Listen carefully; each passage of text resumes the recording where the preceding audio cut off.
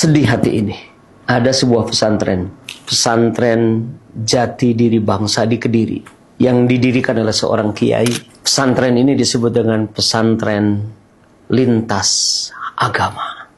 Hadir dalam pembukaan peresmian pesantren itu tokoh-tokoh agama dari berbagai agama yang ada di Indonesia dan dunia.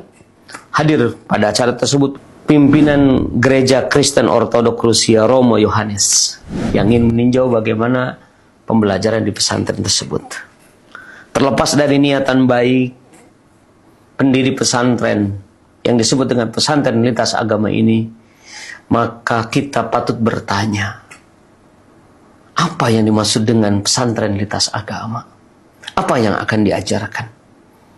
Kalau pesantren lintas agama ini mengajarkan nilai-nilai kebenaran dari semua agama, peserta didiknya, santrinya dari berbagai agama akan dididik sesuai dengan agama masing-masing, maka suka tidak suka, pesantren ini akan menjadi wasilah terhadap kekufuran, wasilah terhadap keharuman. Al-wasilatu ilal harami muharramah. Segala wasilah menuju kepada perkara yang diharamkan, ini adalah muharramah.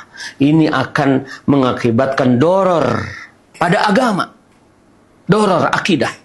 Padahal menjaga akidah adalah kewajiban negara, menjaga akidah adalah kewajiban individu, menjaga akidah adalah kewajiban para ulama. Dalam Islam, kebenaran hanya satu, kebenaran tunggal, yaitu kebenaran yang dasarnya dari Allah. Al-haqqu mir rabbika fala takunanna minal mumtarin.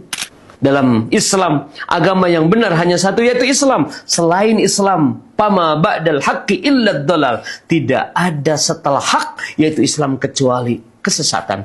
Inna dina indallahil Islam. Sungguhnya agama yang benar diridhoi oleh Allah hanyalah Islam. Wa may yabtaghi ghairal islami dina fala yuqbala minhu wa fil akhirati minal khasirin. Siapa yang mencari selain Islam sebagai agama tidak akan diterima oleh Allah Subhanahu wa taala. Dia di akhirat akan termasuk orang-orang yang merugi. Rasul juga menyatakan, ma sami'a bi ahadun min hadhil ummah yahudiyyun wala nasrani thumma mata wa lam yu'min billadzi ursiltu bihi illa kana min ashabin nar. Siapa yang mendengar, tidak ada seorang pun dari umatku yang mendengar tentangku, dari umat ini, kemudian dia mati dalam keadaan tidak beriman kepadaku, maka dia mati dalam keadaan min ashabin nar, penghuni neraka. Karena itu, saya pada kesempatan yang berbahagia ini mengingatkan kepada semua pihak, terutama kepada pemerintah, kepada Menteri Agama, untuk segera menutup pesantren yang dikatakan lintas agama, jika di pesantren itu mempromosikan kebenaran semua agama. Karena jati diri pesantren adalah lembaga pendidikan Islam yang ditujukan untuk menjayakan Islam.